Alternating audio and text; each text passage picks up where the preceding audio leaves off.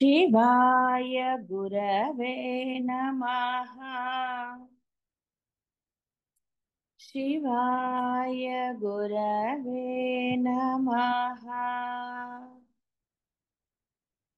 शिवाय गुरवे नमः।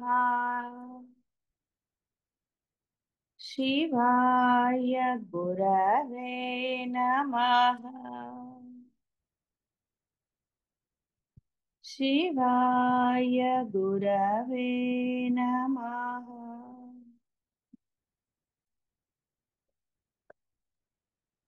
ज्वालामालिनि काक्षिप्तवह्निप्राकारमध्यगा। ज्वालामालिनि काक्षिप्त వహ్ని ప్రాకారమధ్యగా. ఇక్కడ మనకి పేరులోనే తెలుస్తుంది అమ్మ. జ్వాలాముఖి క్షేత్రం కూడా మనం విన్నాం. అన్ని రూపాలు అమ్మవే కాబట్టి ఇక్కడ జ్వాలామాలిని ఆ దేవతచే సమకూర్చబడిన అగ్ని ప్రాకారం మధ్యలో ఉంటుంది. ఇది మనకి శుద్ధ చతుర్దశి తిథికి, బహుళ విదయ తిథికి, తిథి నిత్య అంటే ఆ యొక్క తిథుల్లో అధిష్టాన దేవతలు ఒక్కొక్క తిథికి ఒక్కొక్క దేవత ఉంటారు. మనకి ప్రతి తిథికి ఒక దేవత. ఆ తిథి పూజలు కూడా ఉంటాయి. చేసుకునే వాళ్ళు చాలా ఉంటారు కొంతమంది. అలా వాళ్ళు ఏ తిథి రోజు ఆ తిథి దేవతను ఆరాధిస్తారు. వాటికి ప్రత్యేకమైనవి అవన్నీ ఉంటాయనుకోండి. అలా ఆ అమ్మ ఆ జ్వాలామాలినితో చెప్పింది, వత్సేతం వహ్ని రూపాసి జ్వాలామాల మయాకృతి, నా కృతే నీవు అగ్నిస్వరూపురాలవు. ఈ సైన్యమునంతను రక్షించుటకు నీవు శతయోజన విస్తీర్ణముగాను ఒక పెద్ద అగ్ని ప్రాకారంను కల్పించు అని ఆజ్ఞాపించింది. ఆ అగ్ని ప్రాకారం మధ్యలో అంటే వీళ్ళన్నిటికీ కలిపి ఒక ప్రాకారం. సినిమాల్లో చూస్తారు కదండి, అగ్ని ఇవన్నీ కొన్ని మాయలు మంత్రాలు ఉన్న సినిమాల్లో అయితే మనకు కనపడుతుంది. అలా ఆజ్ఞాపించింది. అప్పుడు ఆవిడ 5 చక్రములకు అగ్ని సంజ్ఞ గల 4 చక్రములకు అన్యోన్యమేళనమున అనగా శ్రీచక్రమున ఒక వసుకోణం అని ఉంటుంది. ఆ అక్కడ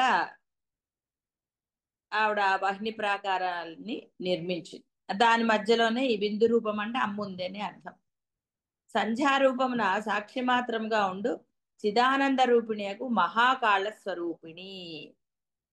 దినరాత్రం సంబంధం లేకుండా సంధ్యారూపమున, సంధ్య వాళ్ళ అటు వెలుతురు కాదు, ఇటు చీకటి కాదు, దాన్నే కదా మనం సంధ్య అంటాము. ఆ దానికి సాక్షి రూపంగా ఉంటుందిట. ఆవిడే కదా అమ్మే ఆ సమయంలో కూడా. అందుకే మామూలుగా ఆరాధనకి శ్రేష్టమైన కాలం అంటే ఈ రోజుల్లో రాత్రిళ్ళు కూడా పనులు చేస్తున్నారు, ఆఫీస్ పనులనండి, షికార్లనండి, ఇలా రకరకాలుగా ఉన్నాయి. సంధ్య తర్వాత కూడా అంటే సూర్యుడు వెళ్ళిపోయిన తర్వాత కూడా లైట్లు అవి ఇవి అన్ని అని. పూర్వకాలము అలా కాదు. చీకటి పడింది అంటే పక్షి గూటికి చేరింది అన్నట్టుగా అందరూ ఇళ్లకు చేరుకునేవారు. ఇక ఆ రోజు కార్యక్రమాలన్నిటికీ స్వస్తి. తినేసి పడుకోవటమే. అందుకనే వాళ్ళు 100 ఏళ్ళ 150 ఏళ్ళ అవన్నీ సరే. అంటే ఆ ముఖ్యమైన కాలం ఇప్పుడు నేను చెప్పింది మనకి ప్రాతకాలంలో సూర్యుడు రాకముందు 6 లోపల 3, 3:30 నుంచి మొదలవుతుంది మనకి బ్రహ్మ ముహూర్తము అంటారు. ఆ కాలము ఈ సాయంకాలం మనకి ప్రతిరోజు సాయంత్రం ఎప్పుడు సూర్యుడు అస్తమించడానికి ఉపక్రమిస్తాడో ఆ సమయాన్ని సంధ్యాకాలం అంటాం, సంధికాలం అని. ఈ 2 సమయాలు మీరు ధ్యానానికి కానివ్వండి, అనుష్ఠానానికి అంటే ఏది చేయాలనుకున్నా బాహ్యమైనవి చెప్పట్లేదండి, అంతర్ముఖంగా దైవపరంగా చేసే వాటికి చాలా విశిష్టమైన కాలం అన్నమాట. మనస్సు లగ్నమవుతుంది అని. ఎందువల్ల అయిపోయింది, బాహ్య ప్రపంచంలో తిరగాడటం అయిపోయి ఇంటికి వచ్చేసారు, బయట వదిలేశారు కాబట్టి ఇంకా సంధ్యాకాలంలో హాయిగా మనస్సు ప్రశాంతత పొందుతుంది అని. అందువల్ల ఈ రెండు కాలాలు శ్రేష్టమైనవిగా చెప్పబడ్డాయి. మార్నింగ్ టైం అంటే ఇంకా అప్పటికి బయట ప్రపంచంలోకి వెళ్ళరు కాబట్టి, అంటే సెల్ ఫోన్లు చూడని వాళ్ళ సంగతి, లేవగానే సెల్ ఫోన్లు పట్టుకునే వాళ్ళ సంగతి కాదు. లేవగానే ఒకవేళ అలారం పెట్టుకున్నా అది ఆఫ్ చేసి కళ్ళు తెరవకుండా హాయిగా మంచం మీద పడుకుని అయినా సరే, కూర్చుని అయినా సరే, కాసేపు ఆ దైవ ధ్యానం చేసి బాహ్య ప్రపంచ విషయాలు ఏవి ఆలోచించకుండా అలాగే శరీర శుభ్రం చేసుకుని కాసేపు మీకు ఇష్టమైన నామస్మరణ కానివ్వండి, లేదా దైవారాధన అయినా సరే, చక్కగా ఆ దైవ మందిరం ఉంటే అందులో దీపం పెట్టి కాసేపు మనస్సు ప్రశాంతం. ఎందుకు అప్పటికి ఇంకా బాహ్య ప్రపంచంతో మనస్సు లింక్ అవ్వలేదు కాబట్టి ప్రశాంతంగా ఉంటుంది మనస్సు. అందుకనే లేవగానే ఇవాళ ఏం చేయాలి, ఎక్కడికి వెళ్ళాలి, ఇలాంటివన్నీ ఆలోచించకండి. లేవగానే నామస్మరణతో మొదలు పెట్టండి. అయితే అది ఎలా జరుగుతుంది, మామూలుగా అనుకుంటే రాత్రి పడుకునేటప్పుడు కూడా ఆ నామస్మరణతో గనక మీరు నిద్రిస్తే, ఈ శాస్త్రంలో కూడా చెప్పబడుతుంది, నీవు నిద్ర పోతున్నప్పుడు ఏ ఆలోచన లేకుండా కేవలం నామస్మరణతో చేస్తూ నిద్రించి మెలకువతో, అంటే మెలకువ రాగానే కూడా నీకు నామం వస్తే దాన్ని యోగ నిద్ర అన్నారు. అంటే ఆ యొక్క సుషుప్తి నిద్రలో, సుషుప్తి అంటేనే నిద్ర, గాఢ నిద్ర, అక్కడ నువ్వు చేసావో చేయలేదో నీకు ఎరుకలేదు, కానీ లోపల ఉన్నది జీవుడే కదా, ఆ జీవుడు అంటే బ్రహ్మమే కదా, ఆత్మ, లేకపోతే మీరు ప్రార్థించుకునే దైవం. ఆ లోపల అది జరిగేటట్టు చూస్తుంది, దాన్ని యోగ నిద్ర అన్నారు. అది కూడా అభ్యాసైన కూసు విద్య అని మీరు గనక ప్రయత్నం చేస్తే అది లభ్యమవుతుంది. మొదట్లో చాలా సులభంగా ఆనందాన్ని ఇచ్చే ప్రక్రియ అది. పిల్లలకి కూడా ఇది నేర్పించవచ్చు మీరు. పడుకునేటప్పుడు వాళ్ళని అది ఇది అరవకుండా వాళ్ళతోటి, పిల్లలు అల్లరి చేస్తారు కాబట్టి వాళ్ళకి అన్ని అవి ఇవి కాకుండా ఈ నామస్మరణతో వారు నిద్రించేటట్టుగా, లేవగానే కూడా వాళ్ళని హడావుడి పడి, ఎస్ స్కూల్ టైంలో అవుతాయి కాదని అంటున్నారు, కాస్త ఆ దైవాన్ని వాళ్ళలో ఇంజెక్ట్ చేయాలి. అరుస్తూ వీటన్నిటి బదులు కొంచెం సహనం మీలో ఉంటే గనక తప్పకుండా పిల్లలు ఒక రోజు, రెండు రోజు, మూడు రోజు, నాలుగో రోజు లేస్తారు, ఎందుకంటే దైవశక్తి అది. అలా వాళ్ళకి ఆ దైవాన్ని గురించి పరిచయం చేయాలి. ఈ విధంగా ఈ కాలాలు అత్యంత ముఖ్యమైనవి మనకి సాధకులకి. అందుకే సాధన కూడా ఈ సమయంలో చెయ్యండి అని చెప్తారు. ఈ సమయంలో మనసు లగ్నం అవుతుంది కాబట్టి మిగతా రోజంతా దైనందిన కార్యక్రమాల్లో కూడా మనసు స్వచ్ఛంగా హాయిగా ఉంటుంది అని, ఒక ఉత్సాహం వస్తుంది, దైవశక్తి ఉన్న దగ్గర ప్రశాంతత లభిస్తుంది. తర్వాత దైనందిన జీవితంలో ఎలా ఉన్నా సరే, ఎలాంటి పరిస్థితులైనా మనసు వికల్పం పొందదు. ధైర్యంగా పరిష్కారం అనండి, ఇంకోటి అనండి, అవన్నీ కూడా జరిగే అవకాశం ఉంటుంది. కాబట్టి ఆ సంధ్యాకాలానికి సాక్షి టైం ఆ యొక్క ఆ అగ్ని, అంటే జ్వాలతోటి ఒక కోట ఏర్పరిచి అమ్మ ఆజ్ఞ ఇచ్చింది కాబట్టి.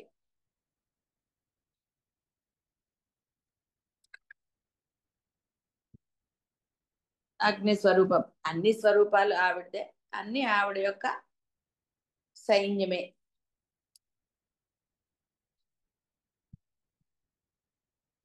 సాక్షి మాత్రంగా ఉండు చిదానంద రూపిణియకు మహాకాల స్వరూపిణి.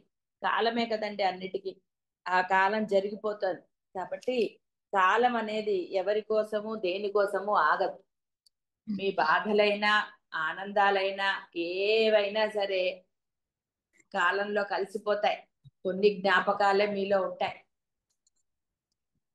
కాబట్టి కాలం గురించి తక్కువ అంచనా వేయడానికి లేదు. గడిచిన కాలాన్ని ఎట్టి పరిస్థితుల్లో మీరు బాగు చేయలేరు, తీసుకురాలి. కాబట్టి విఘ్నత కలిగిన వారు మీకు లభిస్తున్న సమయం ఎప్పటికప్పుడికే వర్తమానమే. సాధకులకి ఎప్పుడు కూడా భవిష్యత్తు లేదు, భూతకాలం లేదు, కేవలం వర్తమానమే. ఎందుకంటే ఏ క్షణం నీ యొక్క ప్రాణము తెలియదు కాబట్టి ప్రతి క్షణాన్ని సాధకుడు సద్వినియోగం చేసుకుంటాడు. అనవసరమైన కాలయాపనలు చెయ్యడు. అటు ఇటు పరుగులెత్తటాలు కానీ ఇంకోటి కానీ ఏదో చేసేయాలని కానీ శరీరానికి మించింది కానీ చెయ్యడు. అంటే సత్యం తెలిసిన తరువాత ఉన్నది ఆ పరబ్రహ్మమే అని తెలుసుకున్న తర్వాత లేదు, ఆ ప్రార్థించే దైవం యొక్క అఖండత్వం తెలిసిన తర్వాత ఇహ వాడు పరుగులు ఆపేయాలి. బ్రహ్మాండమైన దైవస్వరూపం నా చెంత ఉండగా నేను ఎందుకు వెళ్ళాలి, ఎక్కడికి వెళ్ళాలి, ఏమిటి చెయ్యాలి? ఎస్, నా దగ్గర ఉన్నది ఒక, అంటే మీకు అద్వైతం తెలియని వాళ్ళ గురించి కూడా చెప్తున్నాను. అద్వైతం అంటే ఇష్టం లేని వాళ్ళకనండి, లేదా ఆచరణ కష్టం అనుకునే వాళ్ళకనండి, ఏదైనా సరే అది వదిలేసే. కాబట్టి మీరు ఆరాధించే ఆ దైవమే అఖండము అనుకుని ఆ దైవస్మరణే చేస్తూ ఉండండి. అందులో ఆయన ప్రతి దైవానికి కూడా అనేక నామాలు ఉన్నాయి. ఒక్క నామాన్ని స్వీకరించండి. అఖండమైన స్వరూపం కదా ఆ అఖండత్వాన్ని. అందులో ఒక నామాన్ని తీసుకుని రూపము భావించవచ్చు, లేకపోవచ్చు, దాని గురించి చింతించకండి. కేవలము ఈ ఈ కాలాలు ముఖ్యమైన కాలాలు చెప్పడం జరిగింది కదా. తర్వాత మధ్యాహ్నం కూడా అంటారు. సరే, ముందైతే ఆ ప్రాతకాలము, తర్వాత సంధ్యాకాలంలో, సరే ఉద్యోగస్తుల గురించి నేను చెప్పట్లేదు. ఉద్యోగస్తులు కూడా అంతంత సమయం లేకపోయినా ఆ సాయంకాలం 5:30 నుంచి 6:30 వరకు అలాగా. మామూలుగా అయితే ఎండాకాలంలో మనకి కొంత సమయం కానీ అదర్వైజ్ అలా ఉంటుంది. కాబట్టి కాసేపు మనసులో నామస్మరణ చేయటంలో ఏం పెద్ద దిక్కత్ ఉండదు. అంటే పెద్ద కష్టమే ఉంటుందండి ఆఫీస్లో ఉంటే, మనకి ఏదో మీటింగ్స్లో ఉంటే తప్ప. సరే, అవన్నీ అది. కాబట్టి ఇంట్లో ఉన్నవాళ్ళు ఆ సమయంలో చక్కగా శుచి శుభ్ర అయ్యి ఆ అరగంటో పావు గంటో మీ సమయం, కానీ మీరు ఇవ్వదలుచుకోకపోతే మీరు ఆ 10 నిమిషాలు కూడా కూర్చోలేరు. హాయిగా సెల్ ఫోన్ ఆ సమయంలో తీయను అని నిర్ణయించుకుని కనుక ఈ సమయాన్ని మీరు సద్వినియోగం చేసుకోగలిగితే ఆ పవర్ ఏదైతే ఉంటుందో, ఒక లైట్ స్విచ్ వేస్తే లైట్ ఎక్కడి వరకు వస్తుందంటే మీరు పెట్టిన పవర్ ఎంత ఉంటుందో లైట్ పవర్ అంత దూరం వరకు వెలుతురు వస్తుంది, కాంతి. అదే విధంగా ఈ కాలాల్లో కనుక మీరు చేసే శ్రద్ధాభక్తులతో చేసే సాధన యొక్క పవర్ మీ యొక్క గమ్యాన్ని అనండి, మీ జీవితాన్ని అనండి, ఏదైనా సరే అది బాగు చేస్తుంది. మీ మనస్సునైనా సరే. అంటే ఒక్కొక్కరిది ఒక్కొక్క రకం కదా, అందరిది ఒకే రకంగా ఉండదు. అందరి జీవితాలు ఒక రకంగా లేవు, అందరి మనస్సులు ఒక రకంగా లేవు. కాబట్టి ఎవరికి ఏదో ఆ యొక్క శక్తికే తెలుసు కాబట్టి ఆ శక్తి ఆ విధంగా చేస్తుంది. అందులో ఏం సందేహం లేదు. అనుభవంతో చెప్పేవి ఇవన్నీ కూడా. కాబట్టి తప్పకుండా అది ప్రయత్నం చేయవచ్చు. అనవసరమైన, అంటే శారీరక శ్రమలు పొందినప్పుడు మీరు ఆ పొద్దున పూట లేవలేరు. అనవసరమైన ఆలోచనలతో నిద్రపోయిన వాళ్ళు లేవలేరు. కేవలం నామస్మరణతో నిద్రించిన వారు మాత్రమే పొద్దున లేవగలుగుతారు. లేవాలన్న ఆ తపన వాళ్ళని లేవనిస్తుంది. కానీ తపనే ఆలోచన అనుకోండి, అంటే బాహ్యమాల ఆలోచన అన్నప్పుడు వాళ్ళు లేవలేరు. బద్ధకంగా అనిపిస్తుంది, రకరకాలుగా అనిపిస్తుందండి. లేస్తే కదా దాని ఫలితం తెలుస్తుంది. అందువలన సాధకులు అనే వాళ్ళకి ఈ కాలాలు నిర్ణయించబడ్డాయి. అది మీరు గనక అభ్యాసం చేస్తే దాని యొక్క ఫలితమా గొప్పతనమా మీకు అనుభవంలోకి వస్తుంది.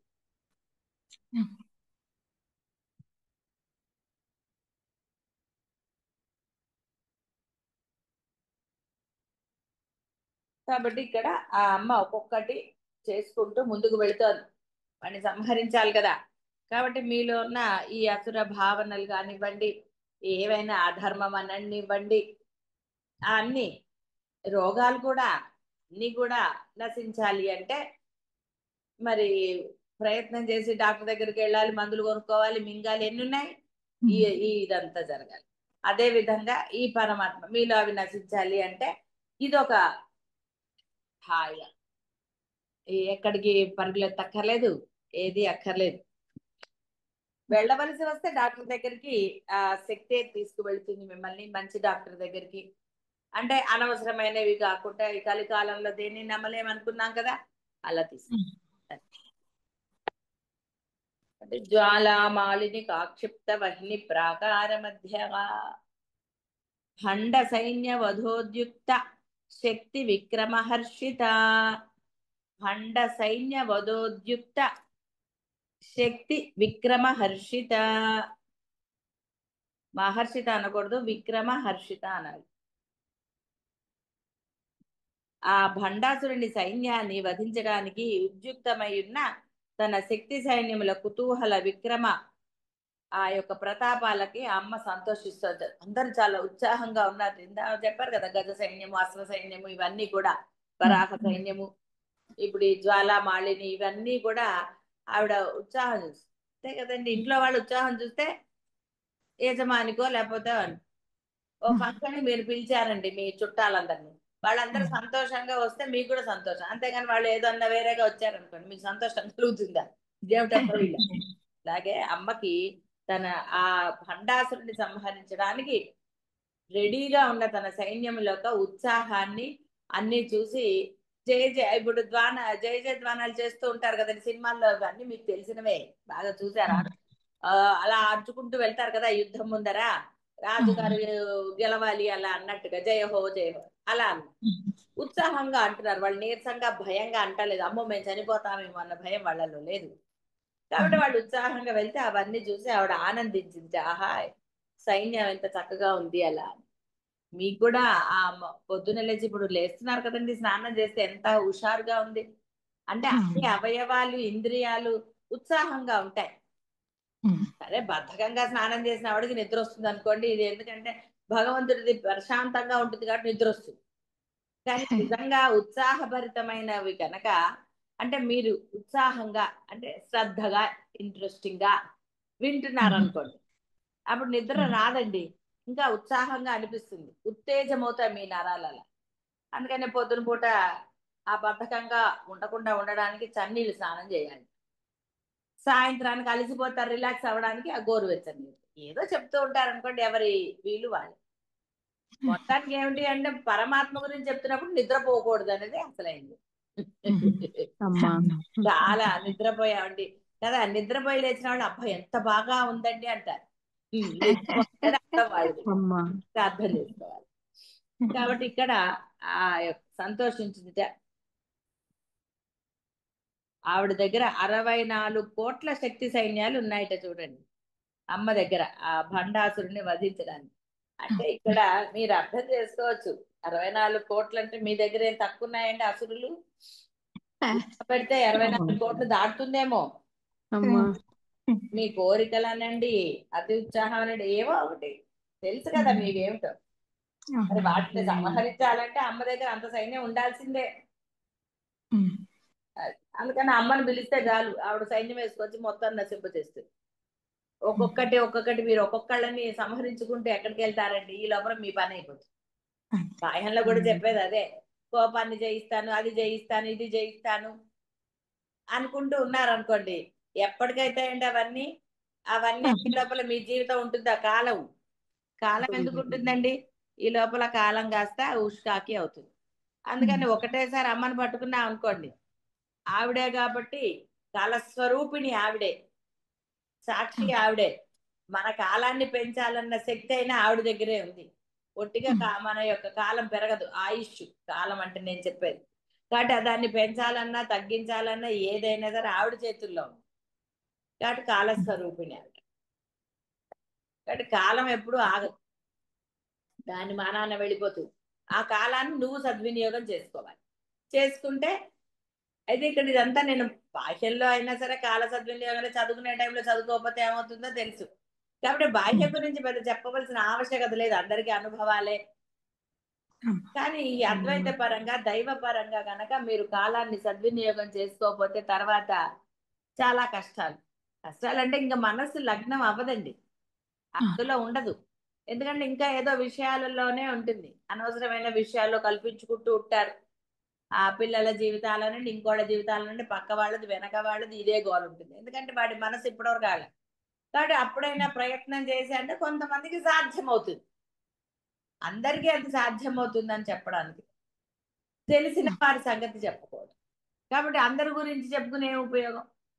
ఎవరికైతే తాను ఆరాధించే దైవమే అన్నిటికీ మిన్న అని భావన చేస్తూ ఉంటారో దాన్ని దృఢపరుచుకుని ఆ యొక్క కాలాన్ని సద్వినియోగం చేస్తారు. అలాగే ఉన్నది పరబ్రహ్మమే అన్న అద్వైత సిద్ధాంతాన్ని అమలు పరచడం ఎవరైతే నిర్ణయించుకున్నారో దాన్ని దృఢంగా అమలు పరచడం.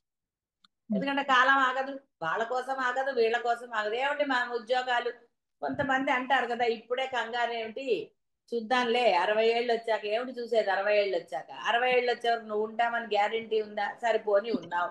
60 ఏళ్ల తర్వాత అప్పటికప్పుడు అన్ని నువ్వు మానేయగలవా? అప్పుడు ఇంకోటి వస్తుంది, మళ్ళీ ఇంకోటి వస్తుంది. కాబట్టి నీకు ఎప్పుడు తెలిసిందో అప్పటి నుంచే మొదలు పెట్టుకోవాలి. అప్పటి నుంచే నువ్వు సద్వినియోగం చేసుకోవాలి. ఏది దేనికి అడ్డం అండి? ఏది దేనికి అడ్డం కాదు. బాగా గుర్తుపెట్టుకోండి. మీ ఉద్యోగానికి కానీ, మీ యొక్క గృహస్థాశ్రమానికి కానీ, ఈ దైవారాధన కానీ, అద్వైత ఆరాధన కానీ, అంటే సాధన ఎప్పుడు అడ్డం కాదు. సాధన చేసేది, దైవారాధన నామస్మరణ చేసేది నీ మనస్సుతో. కాబట్టి లేని మనస్సుని సృష్టించావు, మనస్సు ఉందన్నావు. కాబట్టి ఆ మనస్సుతోటి అనవసరమైన చెత్త ఆలోచనలో లేకపోతే రాగ ద్వేషాలతోటో నింపకుండా చక్కగా ఆ మనస్సుని దైవంలో లగ్నం చేస్తే అప్పుడు 60 కాదు, 80 కాదు, 90 వచ్చినా హాయిగా ఉంటారు. లేకపోతే ఇంకా కోరికలు ఉంటాయి కదండి. 80 ఏళ్ళు వస్తే ఏంటి, 90 ఏళ్ళు వస్తే ఏంటి, ఓపిక ఉందనుకోండి ఇక్కడికి వెళ్ళాలి అక్కడికి వెళ్ళాలని ఉంది. దైవారాధన చేస్తున్నామండి అంటారు. ఎందుకు, ఎలా చేస్తారండి? మనసులో ఒక కోరిక ఉందనుకోండి, ఆ కోరిక అనండి ఏదైనా సరే, తినాలన్నా వెళ్ళాలన్నా ఇంకోటో ఏదో ఒకటి, రకరకాలు కదండి. బాహ్య ప్రపంచంలో 64 కోట్ల శక్తులు, అంటే 64 కోట్ల కోరికలు. మీకు అసురులే కోరికలన్నీ. నీ ఈ జీవికి అంటే మీకు ఎన్నోసార్లు చెప్పుకున్నా, మీరు మీకు ఏది లభించాలో, ₹1,00,00,000 లభించాలని రాసింది అనుకోండి, ఆ ₹1,00,00,000 రాగానే పోతాను జాగ్రత్త. అంటే దైవ నిర్ణయం. మీకు రాసింది అంటే మీకు అది లభించేది ఉంది కానీ మీకు అనుభవించే ఇది లేదు, అంతే. అట్లా ఏదైనా జరగచ్చు. ఆల్రెడీ రిటర్న్ అండి మీవన్నీ. ఎందుకంటే ఇంకా తాపత్రయం, ఇంకా ఎందుకు ఆ లోపల ఈ తపన, లేకపోతే దాని గురించిన ఎంత వీవరింగ్ ఉంటుందండి. అది తీరే వరకు దాని మీదే ఉంటుంది. మళ్ళీ అనుభవిస్తారు కదా, మరి దాని గురించి అయిన తర్వాత మళ్ళీ అనుభవించట్లా. అనుభవించడానికి కూడా రెడీగా ఉంటారు కానీ ఆ వదిలేదు. అంటే ఇక్కడ ఎందుకు అలా చెప్తున్నారు అంటే, ఎందుకు నువ్వు లేనివి అనుభవిస్తున్నావు, లేని కర్మను తెచ్చుకున్నావు. నీకు అంటే నువ్వు నీ దేహంతో ఏదేది చెయ్యాలో, నీ దేహానికి ఏది ఇవ్వాలో, ఎప్పుడు సమస్తము రిటర్న్. నువ్వు దైవం దగ్గర ఉండు, ఆయన చూసుకుంటాడు. అప్పుడు ఆయనదైనప్పుడు వహామి నీ శరీరానికి ఎటువంటి కష్టం కలగకుండా సమస్తము నీకు సమకూరుస్తాడు. ఎందుకంటే ఆ శక్తి ఆయనకు ఉన్నది. కేవలము నీ పూర్వజన్మల్లోవి భయంకరమైన కర్మలు. ఆ చెప్తున్నాం కదా, గోరు పోతే ఎంత నొప్పి వస్తుందంటే 1 సెకండ్ నొప్పి ఉంటుంది. గోరు కొంచెం ఇదైతే అంత నొప్పితోటే నీ కర్మ అనుభవింపజేస్తాడు. సర్వం నీ దగ్గరికి వస్తుంది. మహా పెరియవారు అంటే ఇప్పుడు మనకి ఆ పెరియవారు ఆయన అవుతారని అనుకున్నారండి? అనుకోలేదు. ఆయన మామూలుగా వెళ్ళారు. పెదనాన్న కొడుకుకి చేస్తున్నారు అంటే అదే ఆ యొక్క ఆధిపత్యం ఇస్తున్నారంటే వెళ్ళాడు అంతే. కానీ చూడండి ఆయనకు జరిగింది.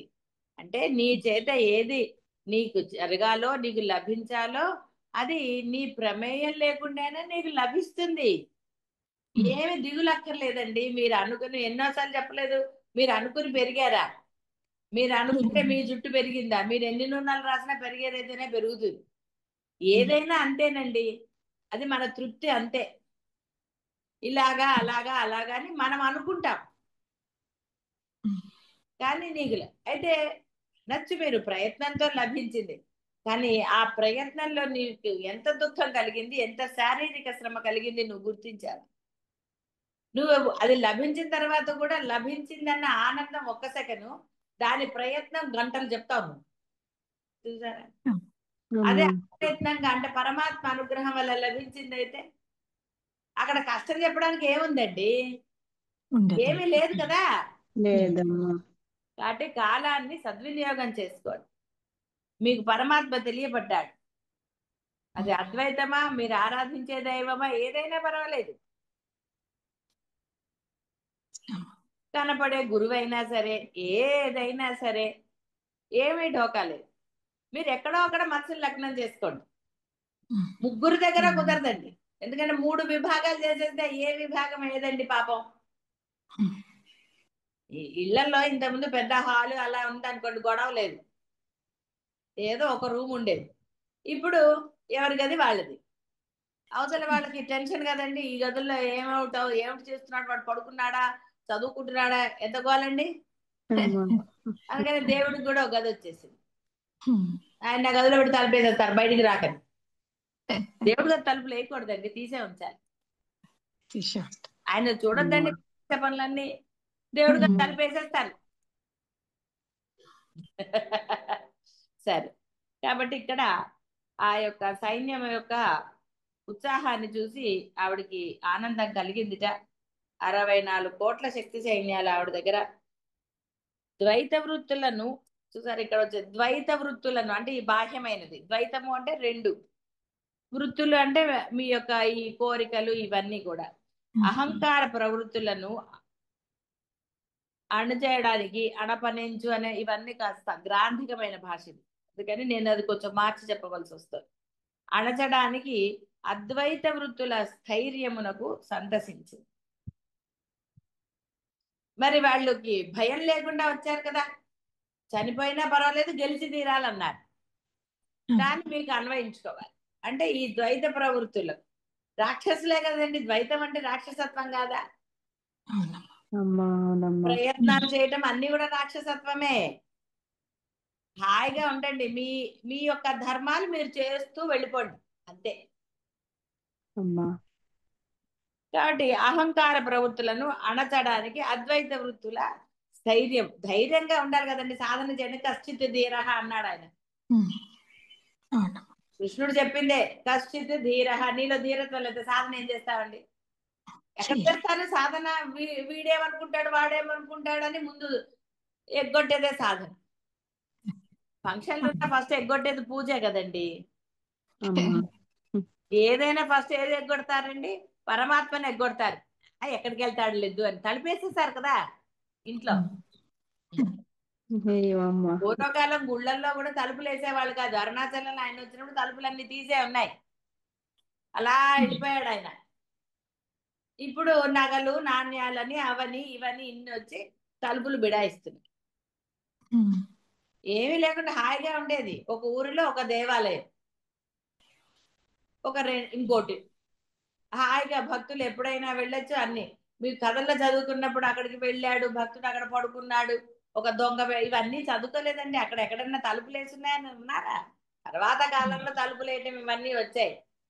పరమాత్మ అంటే ఆ భక్తి ప్రపత్తులు. ఒకవేళ అక్కడ నగలున్నా ఎవరు కొట్టేసే వాళ్ళు కాదు, ఎందుకంటే అది పరమాత్మది. భయం ఉండేది వాడి. అప్పుడు దొంగలు ఉన్నారు, ఎందుకు లేరు? ప్రతి కాలంలోనూ దొంగలు ఉంటారు, అందరూ ఉంటారు. చోరకలు కూడా ఒక కళే అన్నారు. ఏ చోరమో తెలియాలి, అధర్మమా ధర్మమా అనేది మనకి తెలియాలి. ఇక్కడ వీటిని అణుచు శక్తులు అద్వైత భావాలు. ద్వైత భావాలు ఏవో మీకు తెలిసినది కదా. భండుడన జీవభావము, అసర ప్రవృత్తి కల్లా మనస్సు. భండుడు అని మరి ఏం చేస్తారండి? బండతనం అదే కదా. అనవసరమైన బద్ధకమైన అనవసరమైన రాగద్వేషాలు ఇవన్నీ బండతనాలు. అసుర ప్రవృత్తి గల్ల దాని సైన్యము తదనుగుణము ద్వైత భావాలు. వీటిని అణిచే శక్తులు అద్వైత భావాలు. ఈ శక్తులచే అద్వైత భావములు నశించుటయే భండ సైన్య వధ. సూక్ష్మం ఏమి ఇక్కడికి పోలేదండి, సూక్ష్మం ఉంది. కాబట్టి నీలో నిజంగా ఒక భావన నశించాలి అంటే మంచి భావన వస్తే కానీ చెడు భావన నశించదు, అవునా కాదు? ఇప్పుడు ఒకళ్ళని తిడదాం అనుకున్నారు అనుకోండి, వెంటనే మనసులో ఎందుకులే అనవసరంగా తిట్టడం, మన నోరు పాడవుతుంది, ఎందుకు అనవసరంగా వాడిని, నాకేమిటి అని ఏదన్నా మంచిగా అనుకున్నారు అనుకోండి, అప్పుడు ఆ అసుర శక్తి నశించింది కదా, తిట్టే పని తగ్గింది కదా. అమ్మా అసుర శక్తులు అంటే ఎక్కడో ఏం లేవండి, ఇవే. నేను బాగుపడితే చాలు, అవతల వాడు నశిస్తే నాకేంటి, నా టార్గెట్ నేను రీచ్ అవ్వాలి అన్నారు అనుకోండి, అబద్ధాలు. మరి అప్పుడు దైవాన్ని నమ్మిన వాడు ఏమంటాడు, ఆ దైవశక్తి ఉంది, ఆ దైవం యొక్క అనుగ్రహం ఉంటే నాకు రావాల్సింది వస్తుంది, నేను నా ధర్మాన్నే ఆచరిస్తాను అన్న దృఢ సంకల్పం ఉన్నవాడైతే వాడు హాయిగా ఉంటాడు. చూసారా, అద్వైతము ద్వైతాలు. అద్వైతం అనగానే కేవలం ఉన్నది బ్రహ్మమే అనక్కర్లా, ఉన్నది పరమాత్మే, నేను ఆరాధించే దైవమే అన్నది అన్యం లేదు, చాలు. నిన్నేం అందరి గుళ్ళకి వెళ్ళో లేకపోతే సోమవారం ఒకడు మంగళవారం ఒకడు ఆరాధించమని ఏం చెప్పలేదు. అన్ని కాలాల్లోనూ నువ్వు నమ్మిన దైవాన్ని ఆరాధించు చాలు, ఆ దైవం నీకు తప్పకుండా సహాయం చేస్తుంది, ఏమీ డోకాలేదు. ఆ విధంగా ఆ సైన్యాన్ని అంటే అద్వైతము అద్వైతం గురించి తెలుసుకోవాలి.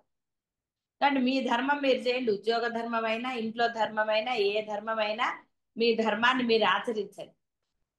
ఒకరిని కోప్పడే ధర్మం ఉన్నప్పుడు కోపడవలసిందే, పిల్లలనైనా పెద్దవాళ్ళనైనా. వాడు తప్పు చేస్తున్నప్పుడు మీరు కోపడకపోతే ఎలాగండి? అలా అని రోజు కోపడక్కర్లేదు, ఒకసారి రెండుసార్లు మూడోసారి వదిలేయండి, అంతే, వాడి కర్మ ఏంటో వాడు అనుభవిస్తాడు.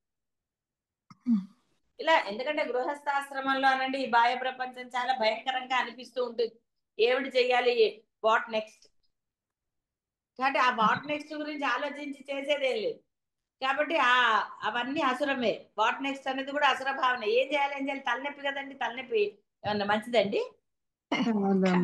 అడ్వర్టైజ్మెంట్ లో మరక మంచిది అన్నారు కానీ తలనొప్పి మంచిదన్నారా డాక్టర్లు కూడా? అనరు. మంచిదేలండి తలనొప్పి వస్తే అంటారా? అనరు. మందు పిలుస్తారు. చూడండి, తలనొప్పికి మళ్ళీ ఇవన్నీ జరగలేదు, అదే భరించగలిగే తలనొప్పి అనుకోండి, కాసేపు కడుముసు పడుకోవడం, కడుముసు ఏదో చేస్తారు, వాళ్ళకి ఎలా చేస్తే తలనొప్పి తగ్గుతుంది. అప్పుడు ఆ భావన తగ్గింది కదా. అంటే అయిష్టాలన్నీ అసుర శక్తులే కదండి, ఎందుకు దాని గురించి ఇంత కష్టపడటం? కేవలము రాగద్వేషాలు లేకపోతే ఇంకోటి అనుకోవడం ఎందుకండి? మీకు ఇష్టం లేకపోతే కోపం వచ్చింది అనుకోండి, అసురభావం కాదా? కాబట్టి అసురభావం అనగానే మీరు ఎక్కడికో వెళ్ళక్కర్ల, అమ్మాయి నాలో అన్ని లేవు అనక్కర్లా, ఏదో సిచ్యుయేషన్ కి తగ్గట్టుగా మాత్రమే నాలో అసురభావం వస్తుందండి, రాక్షసత్వం లేదా నేను చాలా నాకంటే మంచి వాళ్ళు ఎవరు ఉంటారని అనుకోకర్లేదు, అసురభావం. కాబట్టి దాన్ని సమూలంగా అంటే సహజంగా మళ్ళీ మీలో ఉదయించకుండా మళ్ళీ ఎప్పుడు కూడా, అంటే కోపం రావచ్చు, అవసరమైన కోపం, ధర్మమైన కోపం మంచిదే. కాబట్టి ఈ విధంగా ఏది ధర్మమో ఏది ధర్మం కాదో మీకు తెలియదు కాబట్టి ఆ సాధన చేసుకుంటే, సమయాన్ని సద్వినియోగం చేసుకుని అప్పుడు ఆ యొక్క ద్వైత భావన నశించి అద్వైతంలో మీరు ఆనందంగా ఉండగలరు. ఈ తలకాయ నొప్పులు ఉండవిహ, ఏమిటి చేయాలి, వాడిని తిట్టాలా వద్దా, వెళ్ళాలా వద్దా, ఇలాంటివన్నీ ఎన్ని తలకాయ నొప్పులు అండి, ప్రతిదీ కూడా అన్నీ కూడా సహజంగా నశిస్తాయి. అంటే నిర్ణయం తీసుకునే శక్తి మీకు కలుగుతుంది. కాబట్టి ఆ ద్వైత భావనలు నశించుటయే భండ సైన్యవధ. దీనిని గాంచి ఆత్మ స్వరూపిణియగు పరమేశ్వరి నిర్వికార సాక్షి మాత్రంగా సంతసించుట సూచించును. చూసారు, ఇదంతా చూసి ఆత్మస్వరూపిణియగు పరమేశ్వరి నిర్వికార సాక్షి మాత్రంగా సంతసిస్తుంది. ఆవిడ అన్నిటికీ సాక్షిగానే కదా ఉంటుంది. అంటే ఆవిడ సంతసించింది అంటే అర్థం ఆనందం లభించింది. నీకు లభిస్తుందా లేదా? ఒక పని చేయకుండా ఉన్నారని ధర్మంగా చేశారు, ఎందుకులే అనుకున్నారు. ఇప్పుడు పక్క వాళ్ళ ఇంట్లో ఏం జరుగుతోందన్న ఉత్సుకత లేదనుకోండి, ఎంత హాయిగా ఉంటారు, హాయిగా ఉంటారు. అదే ఏమిటి జరుగుతోంది అన్నారు అనుకోండి, ఇక్కడ ఆనందం ఏముందండి? ఏదో మళ్ళీ అంతే బాగుంటుందో బాగుంటుందో అదని ఇదని ఎన్ని తలకాయలు ఇప్పుడు. అలాగే మీ పిల్లల విషయాల్లో అయినా, ఆ తల్లిదండ్రుల విషయాల్లో అయినా, ఆ బంధువుల విషయాల్లో అయినా, ఎవరి విషయంలో అయినా మీకు ఎటువంటి ఇది లేదనుకోండి, తెలిస్తే తెలుస్తుంది, లేకపోతే లేదన్నారు, అప్పుడు మీరు హాయిగా ఉంటారు. సాక్షిగా అవునమ్మా. ఉన్నారు కాబట్టి ఆనందంగా ఉన్నారు. సాక్షిత్వం లేకపోతే మీకు బాధలేనమ్మా. ఇవన్నీ అనుభవాలు, ఇవేమి విడిగా పెద్ద ఎక్స్ప్లెయిన్ చేయక్కర్లా. హాయిగా ఆనందంగా ఉంటారు. తెలిసింది సంతోషం, తెలియలేదు ఇంకా సంతోషం అనుకోండి. అంతే. అమ్మా. తెలిస్తే కొంచెం అన్నా బాధో సంతోషమో ఇంకో రాగమో ద్వేషమో ఏదో కలుగుతుంది, కోపమో. తెలియపోతే ఇవేవి లేవు కదండి, మహా సంతోషం. అమ్మా. అందుకే ఇదే అనుకోండి, ఏమండి తెలిస్తే సంతోషం, తెలియదు అనుకోండి ఇంకా చాలా సంతోషం. అందుకని ఎవరైనా మన ఇంటికి రాలేదు అనుకోండి, పోనీ ఎంత పిలిచినా అనండి, మీరు వచ్చినా సంతోషమేనండి, రాకపోయినా మహా సంతోషం అనండి అని. అమ్మా. నవ్వుతూనే అనండి, వ్యంగ్యంగా అనమని చెప్పటం లేదు. అవునండి, ఎందుకు మనం బలవంతం చేయడం, వచ్చే వాళ్ళు ఎలాగో వస్తారు, రాని వాళ్ళు ఎలాగో రారు. దాని గురించి ఎందుకండి ఊరికి అనవసరమైన మాటలు, చర్చ, గోల గోల కదూ. అమ్మా. అంతే, సింపుల్. అంటే నేను చిన్న చిన్నవే చెప్తున్నాను మీకు, ఇవి చాలా సహజంగా జరిగేవి కాబట్టి. అనవసరమైన ఆర్గ్యుమెంట్స్ అది మర్యాదగాను రండి అనండి, అంతే, అక్కడికి ఆపేయండి, అయిపోతుంది. మీరు సంతోషంగా ఉంటారు, అవతల వాళ్ళు సంతోషం. వాళ్ళు ఉంటారో లేదో నీకు అనవసరం, నువ్వు సంతోషంగా ఉంటావు కదా, నీలోని భండతనం. త్రుటి మాత్రమగు ఈ ఆనందాన్ని జీవి అనుభవించినను అజ్ఞానము నశించును. చూసారా, ఇక్కడే చెప్పారు. త్రుటి మాత్రము, త్రుటి అంటే కనురెప్ప మూసి తెరవటమే. ఈ ఆనందాన్ని అనుభవిస్తే వాడికి ఆ అజ్ఞానం నశిస్తుంది. తెలిసి చేసిన వాడు ఎందుకు వచ్చిన గోల నాకు అన్నారనుకో, నీ పని నువ్వు చెయ్యి, అది ఏదైనా సరే. నీకు కనపడింది, చెయ్యనా వద్దా, చేస్తే ఏంటి, ఇన్ని బదులు అప్పుడు ఆ క్షణం నీకు చేయాలని చెయ్యి, చేయాలనిపించలేదు ఊరుకో. ఎందుకండి ఆ ద్వైత భావన పెంచుకుపోవటం? ద్వైతం ఎప్పుడు అంటే రెండు ఎప్పుడు ఒకటి అవ్వాలి అంటే నీ ప్రయత్నం కావాలి. అనేకం అవడానికి నీ ప్రయత్నం అక్కర్లా, ఆటోమేటిక్ వెళ్ళిపోతూనే ఉంటుంది. కీ ఇచ్చారనుకోండి, ఆ బొమ్మ ఆటోమేటిక్ గా జరుగుతూనే ఉంటుంది కదా. అమ్మా. కీ ఇవ్వకపోతే నోరు మూసుకుని ఉంటుంది అది. కీ ఇవ్వకపోతే దాంట్లో సౌండ్ వస్తుందండి, రాదమ్మా. కీ ఉన్నప్పుడే కదా గోలంతా. అంటే నీ మనస్సుని సాక్షిగా ఉంచి అమ్మలాగా, అమ్మ సాక్షి మాత్రంగా ఉంది కాబట్టి ఆనందించు, జీవుడు సాక్షిగా ఉంటేనే ఆనందిస్తాడు. ఇక్కడ అంటే ఏమి చేయకుండా బద్ధకంగా ఉండమని నేను చెప్పటం, చెప్పాను కదా, మీకు ఏదో చేయించబడుతుందండి, ఎందుకు కంగారు, ఎందుకు అమ్మా. చేయించబడుతుంది, కంగారు పడకు. అన్ని సమస్తము అవి, అప్పుడు నీకు ఎటువంటి ఏ బాధ కలగదు, శరీరానికి కానీ మనసు. అలా కాక ఇది తన స్వశక్తి సూచకంగా భావించి సంసార చక్ర భ్రమణంని అనుసరిస్తాడు. జీవి తన పంచ కర్తృక శక్తులలో శక్తుల విస్మరించిన ఖేచరి, దిక్చరి, భూచరి అను మూడు యోగ శక్తులు పశుభావ పతిభావ అవస్థల వ్యామోహితుని చేసి సంసారంలో బంధిస్తాయి. దైవిక ప్రవృత్తిచే ఈ అసుర భావ నాశనమే ఈ యొక్క భండ సైన్యాన్ని నశింపజేయ. ఇక్కడ ఏవో ఏమండి ఇవంతా ఏదో దిక్చరి, భూచరి, ఖేచరి అంటున్నారండి అంటే పర్వాలేదు, మీకు వాటి అర్థాలు ఏమిటి అంటే ఇదే. మీ ఆలోచనలే భయంకరమైన ఆలోచనలు కాదండి, అమ్మా. ఆలోచన చాలా బాగుంది అంటారా. లేదమ్మా.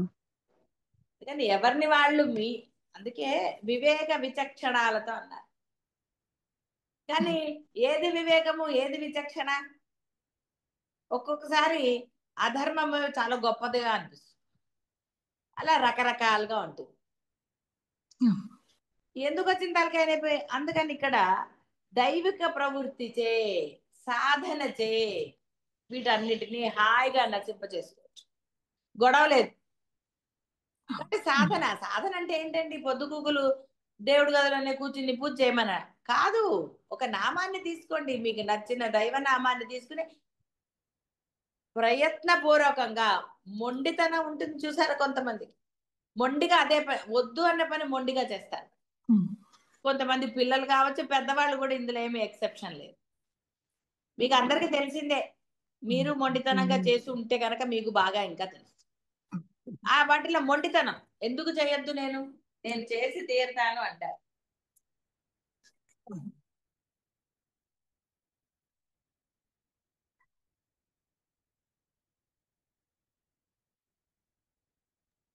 కాబట్టి ఆ మొండితనం ఏదైతే బాహ్యంలో చూపించారో ఆ మొండితనం ఈ సాధనలో చూపించండి, నేను చేసి తీరదాను అని అంటే ఎందుకు చేయరండి, చేస్తారు. Yes. చెప్పాను కదా, ఆ మొండితనం అంటే ఇష్టంతో కూడిన మొండితనం ఉంటే చేస్తారు. ఏది దైవం సాధన చేస్తే మీలో అసలు భావనలు ఎందుకు ఉంటాయండి, ఎప్పుడు హాయిగానే ఉంటారు. అవతల వాళ్ళు చేస్తారు, వాళ్ళ చెడ్డతనం మనం చెప్పుకోవచ్చు, నష్టమేలే, కానీ ఏ భావన ఉండదు, ఉద్రేకం ఉండదు. అదే మీలో కూడా ఉందనుకోండి, అంత తేలిగ్గా మామూలుగా చెప్తారా? లోపల నుంచి పాపమో క్రోధమో ఏడుపో ఏదో ఒకటి వస్తుంది కదా. అమ్మా ఏదో ఒకటి వచ్చిందంటే అసలు భావననే. వాడు అలా అన్నాడండి నన్ను, వాడికి తిక్క కుదిరింది అన్నారు అనుకోండి, అది అమ్మా కాబట్టి ఇలాగా మీలో అవి నశించాలంటే ఆ దైవిక ప్రవృత్తిచే ఈ అసుర భావం నశిస్తుంది, అంటే నశించి తీరుతుంది. అసుర భావన అంటే వేరే భావన లేకపోతే భావరహితుడే కదండి, ఆనందంగా ఉంటాడు. అవునమ్మా హాయిగా ఉండండి. మీరు ఒకళ్ళ ఇంటికి వెళ్ళి వాళ్ళు అబ్బో ఇవన్నీ ఉన్నాయి వీళ్ళ ఇంట్లో మనం కూడా కొనుక్కోవాలి, ఏం చేయాలంటే ఏమైందండి ఇంటికి వచ్చాక సరే ఏదేమైనా అక్కడి నుంచే మొదలైంది. అవన్నీ భండాసురులే, ఇవన్నీ అసుర శక్తులే. నీ సంగతి నువ్వు చూసుకోవమ్మా, ధర్మంగా ఉన్నావా లేదా చాలు, ఇంకేం అక్కర్లేదు. కాబట్టి ఆ ధర్మంగా చూసుకోవాలి అంటే నీ దగ్గర దైవిక ప్రవృత్తి ఉండాలి, ఆ సాధన ఉండాలి. దైవం నీ దగ్గర ఉన్నప్పుడు నువ్వు అధర్మం చేయలేవు. అమ్మా కాబట్టి దైవాన్ని స్మరణ చేసుకో, నిత్యం నిత్యం దైవ స్మరణ చేస్తే ఇహ భండాసురుడు అనేవాడు ఎక్కడ ఉంటాడండి. నిత్యము చేశారు అంటే అర్థం ఆవిడ 64 కోట్ల సైన్యంతో మీ దగ్గరే ఉంది. ఇంకా 64 కోట్ల కన్నా ఎక్కడున్నాయండి మీలో? 72,000 నాడులో ఏవో ఉన్నాయని కదా సైన్స్ చెప్తాంది. అంతేనా? 72,000 డాక్టర్లకు కరెక్ట్ గా తెలుస్తుందా? సరే, ఎన్ని వేల నాడులు ఉన్నా అవేవి ఇవి కాదు కదండి. మీరు గనక ఈ యొక్క దైవిక ప్రవృత్తి చే ఉంటే తప్పకుండా అవన్నీ సక్రమంగా పనిచేస్తాయి. ఎన్ని వింటలేదండి, ఏదేదో చెప్తారు మెడ దగ్గర L2 L3 ఏవో ఉంటాయి. అందులో ఏది కాకపోయినా అంటే ఇప్పుడు చూస్తున్నాం కదా బయట ప్రపంచంలో, కళ్ళు తిరిగి అంటారు, పడిపోతారు, ఇలా రకరకాలు. అంటే ఆ నర్వ్ సిస్టమ్ కూడా కొన్ని బాగాలేకపోతే ఒకటి, కొన్ని ఇలా అని ఎన్నో వింటూనే ఉన్నాం మనం. కాబట్టి ఇక్కడ ఎందుకు వచ్చిన గోల చెప్పండి, అక్కడ ఏదైనా అసుర శక్తి పట్టుకుంటేనే అలా అవుతుంది. నథింగ్ బట్ కర్మే కదండి అది. కర్మ అంటే మరి ఏమన్నా దైవమా? కాదుగా. ఎవడన్నా కర్మని దైవం అంటాడా? దైవం దగ్గర ఉన్నవాడైతే ఇది పరమాత్మ ఇచ్చాడు, అనుభవించేది కూడా ఆయనే అంట. నాకేం సంబంధం, దేహం నాది కాదని నేను అన్నాను, దేహం పరమాత్మది కాబట్టి నాకేం బాధండి అంట. అంటే ఇవన్నీ అర్థం కావాలి అంటే కొంతైనా మనసు దైవం అందు లగ్నమైన వాళ్ళకైతే అర్థం అవుతుంది, ఇష్టం ఏర్పడుతుంది, సంతోషం అనిపిస్తుంది. అదే దైవం అందు లగ్నం కాలేదనుకోండి సోది అనిపిస్తుంది. సోదైనా ఉన్నది అదే, ఉన్నది ఎప్పుడు సోదే కదండి. ఇంట్లో ఉన్న వస్తువులు పనికొస్తాయా? బయట షాపులో ఉన్న కొత్త వస్తువులు మంచిగా అనిపించవండి. అందులో ఇప్పుడు ఇవాళ రేపు సెల్ ఫోన్లలో వచ్చాక అవి ఆనందంగా కనిపిస్తాయి, కొనుక్కుందామా అనిపిస్తుంది. ఇంట్లో ఉన్న వస్తువు ఉన్నది పరబ్రహ్మమే, పరబ్రహ్మం ఎప్పుడు సోదిలాగానే అనిపిస్తుంది, అబ్బా అనిపిస్తుంది. సాధన చేయాలంటే ఎంత కష్టం అండి. సాధన చేస్తే అన్ని సమకూరుతాయిరా అంటే కాదు, సాధన చేయమంటారు. అదే వచ్చింది. కాబట్టి ఇక్కడ దైవీ ప్రవృత్తిచే అసుర భావనాశనం జరుగుతుంది. ఇదే భండాసుర వధ. నిత్య పరాక్రమాటోప నిరీక్షణ సముత్సుక, నిత్య పరాక్రమాటోప నిరీక్షణ సముత్సుక. నిత్య దేవతల పరాక్రమాన్ని చూసి ఆమె సంతోషించు. నిత్య దేవతలు ఇందా చెప్పుకున్నాం కదా, అన్ని తిథులకు ఒక్కొక్క నిత్యము. అంటే మనకి పౌర్ణమి వరకు, పౌర్ణమి నుంచి మళ్ళీ అమావాస్య వరకు ప్రతి దాంట్లో కూడా ఒక్కొక్క తిథికి ఒక్కొక్క దేవత, వాళ్ళు కూడా చాలా చక్కగా ఉన్నారట.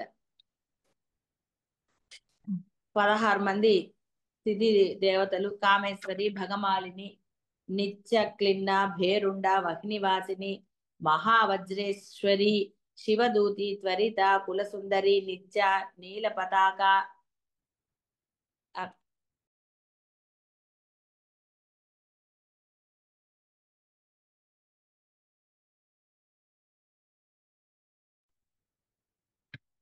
విజయ, సర్వమంగళ, జ్వాలామాళిని, విచిత్ర అనేవాళ్ళట. అంటే ఒట్టిగా చెప్పాను దేవతల పేర్లు, నిత్య దేవతలు, అందరూ దేవతలే. కాకపోతే కొంతమంది మనకి ఆ శ్యామల, మాతంగి, వీళ్ళందరూ దశ మహావిద్యలు, వాళ్ళు కొంత ఉగ్ర స్వరూపాలు, అందుకని వాళ్ళ పేర్లు చెప్పలేదు. ఇక్కడ ఆ బండాసురుడి యొక్క, అంటే ఇక్కడ ఒక ప్రోటోకాల్ ఉంటుంది. ఎంతమంది వస్తే వాళ్ళనే పంపిస్తూ ఉంటారు. ఇష్టం వచ్చినట్టుగా యుద్ధం చేయరండి అందరు.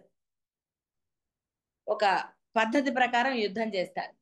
వాడు కూడా 15 మందిని పంపించాట. వాళ్ళ పేర్లు వింటారా? ఏమన్నా పెట్టుకుంటారా? చేయదండి. చెప్పట్లేదు, ఎందుకంటే వాళ్ళ పేర్లే భయంకరంగా ఉంటాయి కదండి. అందుకని ఆ పేరు నేను మీకు చెప్పటం లేదు. కావాలా చెప్పండి పోనీ. వద్దమ్మా. రాత్రి చీకటి యందు శక్తి సైన్యమును వెనక నుండి ముట్టడింపగా తిథి నిత్యలు వారిలో వహ్నివాసి అను జ్వాలామాలిని అగ్నిజ్వాల స్వరూపులుగాన వారి వెలుతురులో భండాసురుని ఈ 15 మంది సేనాధిపతులను సంహరించారు. అట్టి నిత్యామండల దేవతల పరాక్రమని చూసి అమ్మ ఆనందం. వీడు మరి అసుర శక్తులు అంతే కదండి. అధర్మం అనేది ఎప్పుడైనా దొంగగానే చేస్తారు కదా, దొంగతనాలు కదా. బాగా ఉన్నవాడైతే పగలు చేస్తారు, లేదంటే దొంగతనాలన్నీ రాత్రిపూటే కదండి జరిగేవి. అది అందుకని వీళ్ళు ఈ బండాసుర సైన్యం ఏం చేసింది, రాత్రి అయిన తర్వాత, అసలు రాత్రి అయ్యాక చేయకూడదు కదా, మామూలుగా అయితే యుద్ధం చేయకూడదు. వాళ్ళు భండాసురుడు కదండి, మీరు ఆలోచనలు కూడా రాత్రిపూట ఎక్కువ చేస్తారు కదా. అలా అందుకని అయితే ఇక్కడ అమ్మాయి యొక్క దాని దగ్గర ఇక మరి జ్వాలామాలిని వీళ్ళందరూ ఉన్నారు కదా, పాపం వాడికి తెలియదు. వాడు అనుకున్నట్ట. అప్పుడు వాడి ఆ వెలుతురులో మిగతా సైన్యాలు, వాడి యొక్క 15 మంది సైన్యాలని, 15 మంది అంటే ఓన్లీ 15 మంది వచ్చారు, వాడి వెనకాల ఇంకా సైన్యం ఉంటుంది కదా. అవన్నీ అక్కర్లేదు కదండి మీకు. అర్థం ఏమిటి అంటే ఇక్కడ వాళ్ళు మోసం చేశారు రాత్రిపూట, అది కాబట్టి ఆ రాత్రిపూట జరిగిన దానికి అలా జరిగింది అని చెప్పటం.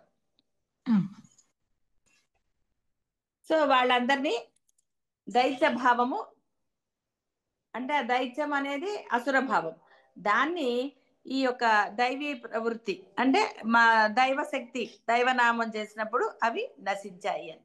అందుకని చాలా మటుకు మీకు ఎప్పుడన్నా ఏదన్నా ఎదురవుతున్నా మీ మనసులో నామస్మరణ చేస్తూ ఉండండి, వాడిది మీకు ఏమి ఇదవ్వదు అని అలా చెప్పడం జరుగుతూ ఉంటుంది. నామస్మరణ చేయమని చెప్పడం జరుగుతూ ఉంటుంది. కాబట్టి ఆ యొక్క అలా చేయంగానే ఆ ఆమె సంతోషించింది. మీలో కూడా అంతేనండి, ఇక్కడ ఏమి వేరేగా ఏది లేనే లేదు అసలు. మీరు ఎప్పుడైతే అవతల వాడికి వైపుకి ఏదైనా చేయాలనుకుని చేయకపోతే మీ మనసు అమ్మాయి ఫోన్లే చేయలేదు, అనవసరంగా చేస్తే ఏం జరిగేదో అన్న ఒక నిశ్చింత వస్తుంది కదండి. అలాగే అంటే చెడ్డ పని చేయకుండా ఉండే, చెడ్డ పని చేసి తీరాలనే వాళ్ళకి నిశ్చింత రాదు. ఇగో ఇలాంటి ఆలోచనలు చేస్తారు, ఎలా దెబ్బ కొట్టాలో, అవతల వాడిని ఎలా తిట్టాలి, లేదా ఇంకా అదే కారణాలు వెతుక్కోవడం వెతకరగా అయిపోయింది బాహ్యంలో చెప్పాలంటే. సో మొత్తానికి ఏంటంటే ఆ యొక్క వాళ్ళని సంహరించేసరికి అమ్మ సంతోషించిందిట. పెద్దవాళ్ళు కూడా నిజంగా ధర్మపరులు ఏం చేస్తారండి, అవతల వాడు అధర్మం చేయకుండా ఇస్తే సంతోషించరు. కాబట్టి సంతోషం అంటే వేరేదేదో అనకండి, మీకు లభించే ఆనందం. ఈ ఆనందం ఎక్కువైనప్పుడు అసలు ఇక ఏది చెప్పక్కర్లేదు, చాలా ఆనందంగా ఉంటారు. నిత్యలు అనాది సిద్ధములవు ఆత్మశక్తులు, నిత్యమైనదవు అద్వైత వాసన ఆత్మజ్ఞానము హృదయమునకు ఒకమారు గట్టిగా కలిగినేని అది ఎన్నటికి నశించున్నది కాదు, నిత్య క్రమమున అతిశయిస్తూ ఉంటుంది. దాని అతిశయం అంటే ఇక్కడ పెరుగుతుంది అని అర్థం. అతిశయం గాంచి ఆత్మస్వరూపుడి యొక్క పరమేశ్వరి సంతసించును. సర్వ ఏవ కళావతో జంతోః అనభ్యాసేన నశ్య ఇయం జ్ఞానకలత్వాంతః సకృత్ జ్ఞాతాపి వర్ధత. కాబట్టి ఇక్కడ ఎప్పుడైనా మనం ఒక కథ ఒక దొంగ ఉన్నట్ట. ఉమ్, వాడు ఒక ముని దగ్గర చూస్తున్నట్ట, ఏంటి వీళ్ళు అందరూ ఆ మునికి బాగా అన్ని సమర్పించటం చూశాట, రకరకాలుగా అన్ని. ఇదేదో బాగుందే, కష్టపడకుండా అందరూ మన దగ్గరికే వచ్చి ఇస్తున్నారని వాడు ముని వేషం వేసి కూర్చున్నట్ట. వాడు అదృష్టం అనండి, ఏదన్నా అనండి, వాడేదో కొన్ని చెప్పినవన్నీ నిజాలయ్యాయట. ఉమ్, ఇక వాడు అలా కూర్చున్నాడు, వాడు చెప్పిన నిజమయ్యేసరికి జనాలు వాడి దగ్గరికి వెళ్ళారు. వాడు యాక్ట్ చేస్తున్నాడు, మంచిగా యాక్ట్ చేస్తున్నాడు, మంచి వాడుగా యాక్ట్ చేస్తున్నాడు, అందరికీ మంచి చెప్తున్నాడు. కొన్నాళ్ళకి వాడిలోని ఆ యొక్క ఆ వేరే భావం, ఏదైతే ఫ్రీగా లభిస్తాయి అన్ని మనకి, అది ఇదని అనుకున్నాడో ఆ భావం నశించి వాడు నిజంగానే ముని అయ్యట. ముని అంటే ఏంటండి, మనస్సుని నియమించిన వాడే ముని, ఉమ్, వాడు ఇంద్ర. అప్పుడు వాడు నిజంగా, అప్పుడు ఇంకా వాడు వాళ్ళు ఇస్తారు వీళ్ళు ఇస్తారని ఎదురు చూడక్కర్లేదు కదండి. ఆశించేవాడు ముని అవ్వడు కదా. వాడేమనుకున్నాడు, ఈ దొంగతనం ఎంత కష్టము, దాని బదులు శుభ్రంగా ఇలా ఏదో బాగుంది అని యాక్షన్ చేశాడు మంచితనంగా. అందుకని నష్టం ఏంటండి, మీరు కూడా మంచిగా మాట్లాడటం నేర్చుకోండి, మంచిగా ఉండటానికే ప్రయత్నం చేయండి. అది యాక్షన్ అయినా సరే, బలవంతంగా అయినా సరే. అప్పుడు ఇప్పుడు కాకుండా ఎప్పుడు అలాగే ఉండండి. ఎందుకంటే ఒకళ్ళని ఒక మాటని బాధ పెడితే ఏమిటి వచ్చిందండి, వాళ్ళు తిరిగి అనే వరకు, ఒకవేళ తిరిగి అంటే మీ పరిస్థితి ఏంటి, మీ గౌరవం ఏమిటి? అందుకని ఎందుకు ఉచిత సలహాలు ఇచ్చినా అంతే కదండి. అవును. ఏది చేయకూడదండి, నిజంగా చేయవలసి వచ్చినప్పుడు మీ చేత పరమాత్మ చేయిస్తాడు కదా. అది సలహా ఇవ్వటమా ఇంకోటి ఇవ్వటమా ఏదైనా సరే హాయిగా. అందుకని ఒకరిని ప్రయత్నపూర్వకంగా అనటం మానేయండి. ఉమ్, ఆ మాట అందుకనే నామస్మరణ చేస్తూ ఉంటే ఇవన్నీ చాలా సులభంగా మీకు సాధ్యమవుతాయి. అదే ఇక్కడ చెప్పింది, అనాది సిద్ధములకు. అంటే నీకు ఆల్రెడీ ఉన్నాయి ఈ శక్తులు, నిత్య శక్తులు మీలో ఉన్నాయి. మంచితనం అనేది నిత్య శక్తి మీలో ఉంది, ప్రేమ మీలో ఉంది, లేదు అనడానికి ఏం లేదు. ఇవన్నీ మీలో ఉన్న అనాది సిద్ధములకు. అంటే మీరు పుట్టినప్పటి నుంచి సిద్ధంగా మీలోనే ఉన్నాయి సహజంగా. ఇవి తెచ్చుకోవటమో ఇంకోటో చేయవలసిన ఆవశ్యకతనే లేదు. చెడ్డతనాలే మీరు తెచ్చుకున్నారు. పుట్టగానే అందరు రాక్షసులు అయిపోయారండి, అవలేదు కదా. లేదమ్మా. మాట్లాడంగానే కూడా చెడ్డవాడు అవలేదు, వాడి బుద్ధి ప్రకోపించింది. ఉమ్, నేను అన్నాడు, నాది అన్నాడు, ఇక మొదలైంది వాడిలో అధర్మం. అదే చెప్తున్నారు, ఆత్మశక్తులు నిత్యమైనదగు అద్వైత వాసన ఆత్మజ్ఞానం హృదయమున ఒక మారు గట్టిగా కలిగినేని. కాబట్టి ఇక్కడ ఆ యొక్క ఆత్మ జ్ఞానము అంటే ఉన్నది, నేను ఆరాధించే దైవమే అన్నా పర్వాలేదు, అది ఎట్లాగో మిమ్మల్ని అక్కడికే తీసుకెళ్తుంది, అద్వైతంలోకే తీసుకెళ్తుంది. ఎందుకంటే పరమాత్మ వేరు, పరబ్రహ్మం వేరు, గురువులు వేరు అంటే విడిగా లేవు, వాళ్ళందరూ ఒకటే. కాకపోతే మీకు అనుకూలంగా 33 కోట్ల దేవతల్లాగా ఒకరు సాక్షాత్ అద్వైతం తెలిసిన తర్వాత ఉన్నది పరబ్రహ్మమని అది ఆరాధించటం. ఆరాధించటం అంటే మళ్ళీ దాని గురించి పెద్ద లెక్చర్ అవుతుంది. తెలిసిన వాళ్ళకి తెలుసు, తెలియని వాళ్ళు అడిగితే అప్పుడు చెప్పుకుందాం. తర్వాత ఇంకొకటి దైవము. కాబట్టి నువ్వు ఏ దైవాన్ని ఆరాధిస్తున్నావో దానికి నీవు సర్వ సమర్పణ చేసి ఆరాధించటమే. నీవు తప్ప అన్య శరణము లేదంటమే.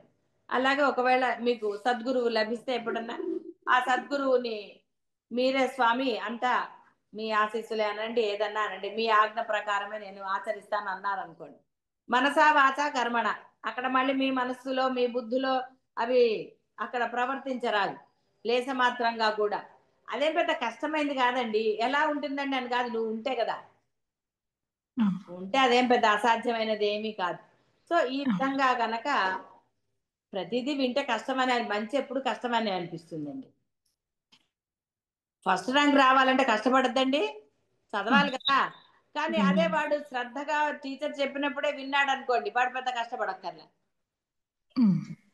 నువ్వు మొదటి నుంచే మంచిగా ఉన్నావు అనుకోండి, అసలు ఏ విషయంలోనైనా నువ్వు ధర్మంగానే ఆలోచించావు అనుకోండి, సాధన కూడా చేయక్కర్లేదనే కదా చెప్పబడింది. ఆల్రెడీ సిద్ధించే ఉంది నీలో, సిద్ధించి ఉన్న దానికి నువ్వు కష్టపడేదేంటి? ఈ విధంగా మీలో ఆ మంచితనం అనండి ఏదైనా సరే, అద్వైతం అనేది మీలో సహజ సిద్ధంగానే ఉంది, దాన్ని చేసుకోండి. మిగతాది రేపు చెప్పుకుందాం. శుభం భూయాన్ని.